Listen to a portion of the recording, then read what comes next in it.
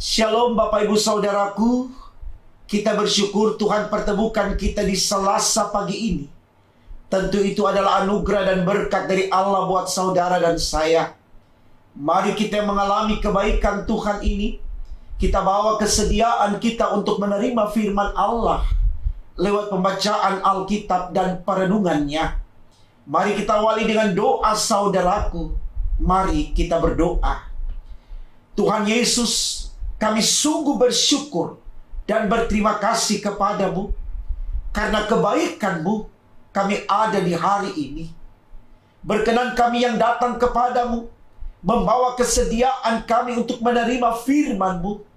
Engkau kembali urapi sekalian kami, agar dalam urapan saya Tuhan, firman yang kami renungkan di saat ini semakin menjadikan kami mengerti betapa pentingnya Tuhan di dalam kehidupan kami. Untuk apa yang kami minta ini Tuhan, berfirmanlah, karena kami sedia mendengarkannya. Demi Yesus Tuhan kami yang adalah firman itu sendiri. Amin. Saudaraku, bacaan Alkitab kita di Selasa pagi ini terambil dari kitab Injil Markus 12 ayatnya yang ke-38 sampai 40. Demikian firman Allah. Yesus menasihatkan supaya hati-hati terhadap ahli-ahli Taurat. Dalam pengajarannya, Yesus berkata, hati-hatilah terhadap ahli-ahli Taurat yang suka berjalan-jalan memakai jubah panjang dan suka menerima penghormatan di pasar, yang suka duduk di tempat terdepan di rumah ibadat dan di tempat terhormat dalam perjamuan, yang menelan rumah janda-janda, sedang mereka mengelabui mata orang dengan doa yang panjang-panjang. Mereka ini pasti akan menerima hukuman yang lebih berat. Saudaraku, tema renungan kita di pagi ini dituliskan demikian dalam Sabda Bina Umat, waspadailah kemunafikan. Waspadailah kemunafikan. Saudaraku, ketika tema ini disampaikan kepada kita sekalian, mau menegaskan bahwa kemunafikan itu ada di dalam kehidupan manusia, sehingga kita diarahkan untuk mewaspadainya. Artinya saudaraku, berbicara kemunafikan itu sesuatu yang sangat keji di hadapan Allah. Sesuatu yang tidak menyenangkan hati Tuhan. Karena orang yang munafik adalah orang-orang yang selalu merasa paling benar dari sesamanya. Sehingga dalam konteks ini, orang-orang tersebut begitu gampangnya, begitu mudahnya menghina orang lain, menghukum orang lain, mencela orang lain, menyalahkan orang lain, tanpa pernah melihat siapa dia di dalam kehidupannya. Apakah dia sudah melakoni kehidupan yang paling baik, yang paling benar? Dan hal ini saudaraku sangat berbahaya. Bisakah kita bayangkan kalau kemudian semua manusia, termasuk saya dan Bapak Ibu, memiliki perilaku yang demikian? Orang-orang yang congkak, orang-orang yang sombong, orang-orang yang so suci. Maka yang terjadi adalah setiap orang akan selalu tampil untuk menjadi Tuhan bagi sesamanya. Nah, ini yang dilakukan oleh sekelompok orang Farisi, saudaraku. Mudah sekali mereka menyudutkan orang, mudah sekali mereka menyalahkan orang, mudah sekali mereka menghakimi orang, tanpa mereka melihat apakah mereka sudah melakukan perbuatan-perbuatan yang baik, yang bisa diteladani. Saya pikir ini catatan yang baik sekali untuk kita renungkan, saudara. Karena di masa-masa di mana ilmu pengetahuan dan teknologi semakin maju dan berkembang, tidak sedikit kemudian orang yang diperkaya dengan ilmu pengetahuan, memanfaatkan kondisi ini untuk menipu orang lain.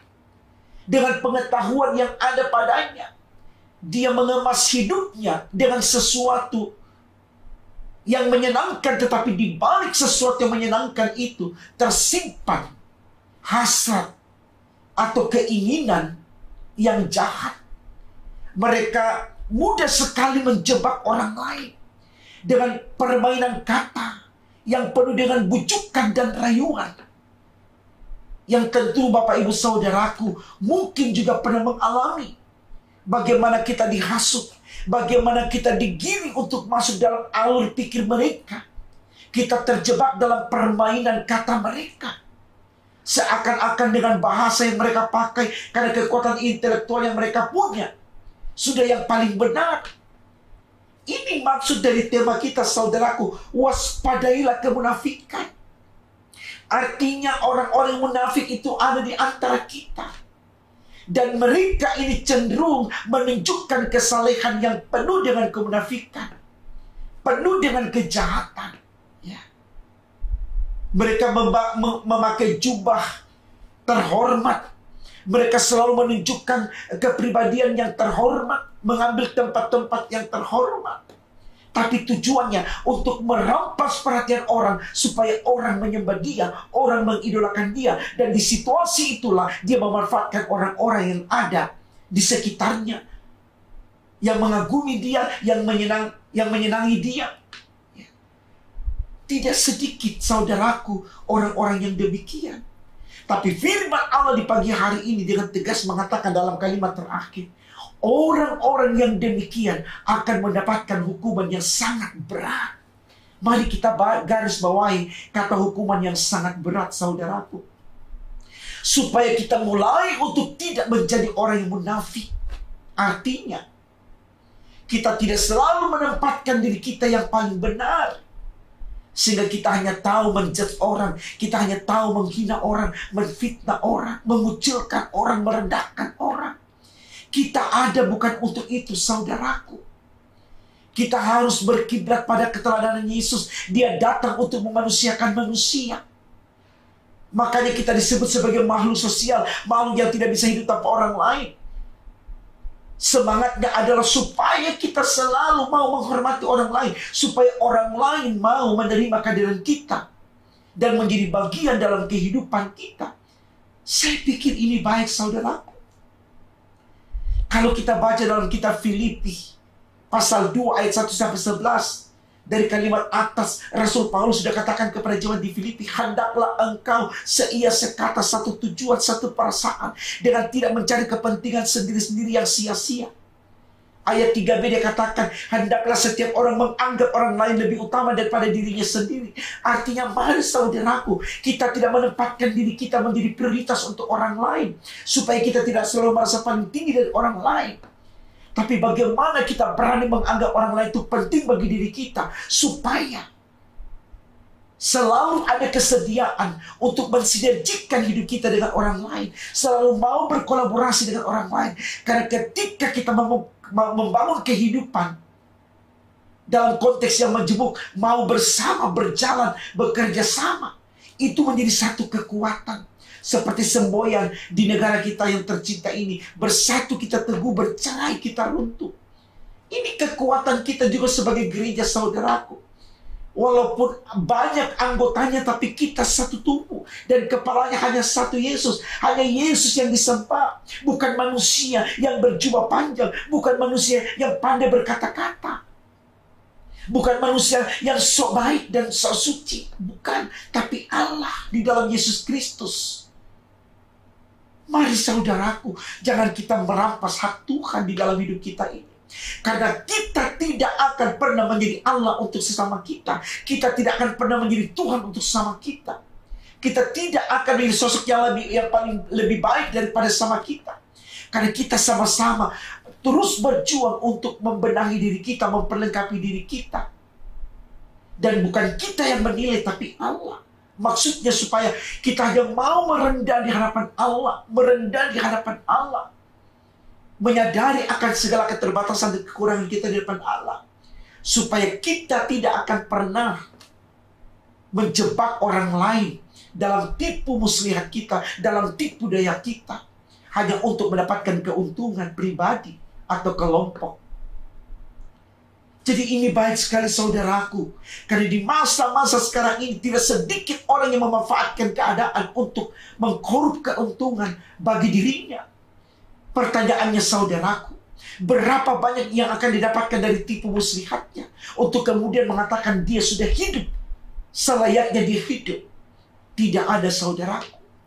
Karena sesuatu yang kita dapatkan dari hasil yang jahat, saya sangat yakin kita tidak akan menikmatinya.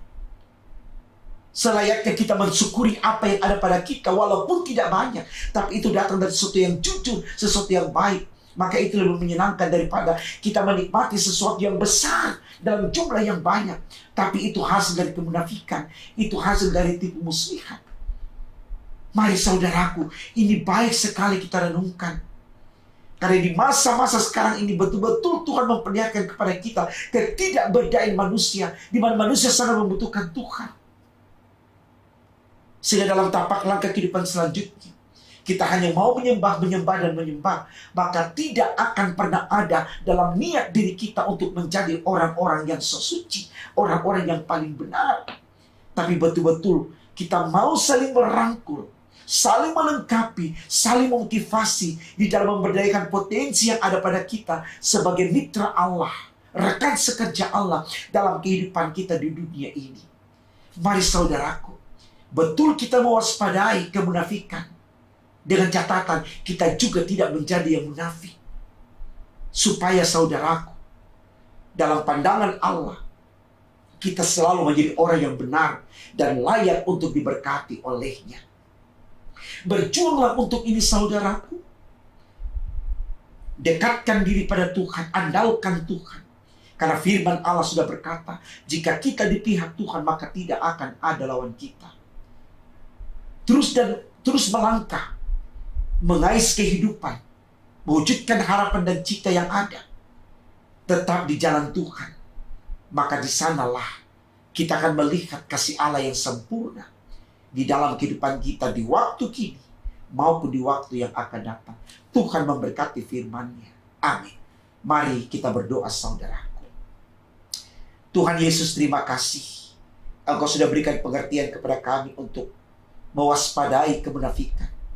Artinya bagaimana kami juga berusaha untuk tidak menjadi orang yang munafik, orang yang so suci, orang yang merasa paling benar. Sehingga kami tidak berusaha untuk menjudge orang lain, menghukum orang lain, menghina orang lain, mengucilkan orang lain. Tetapi Tuhan, dari apa yang kami renungi dalam diri kami menjadi sadar bahwa kami sangat membutuhkan orang lain. Kami sangat membutuhkan Tuhan. Di dalam kami memanusiakan diri kami, bahkan di dalam kami memanusiakan sesama kami seperti yang Tuhan inginkan. Mampukan kami untuk melakukan semuanya Tuhan. Karena ini bukan sesuatu yang gampang, semudah kami membalikkan telapak tangan. Karena begitu banyak ruang yang selalu menggoda, membujuk kami untuk menjadi orang yang sombong dan angkuh. Tapi kami percaya ketika kami betul ada dalam penyerahan akan Tuhan, dan Tuhan ada untuk kami, maka disitulah menjadi kekuatan iman kami untuk tidak menjadi Tuhan bagi orang lain, tapi kami menjadi saudara dan sama untuk sesama kami, yang saling menyayangi, saling menuntun, saling mendukung, saling melengkapi demi untuk kemuliaan nama Tuhan.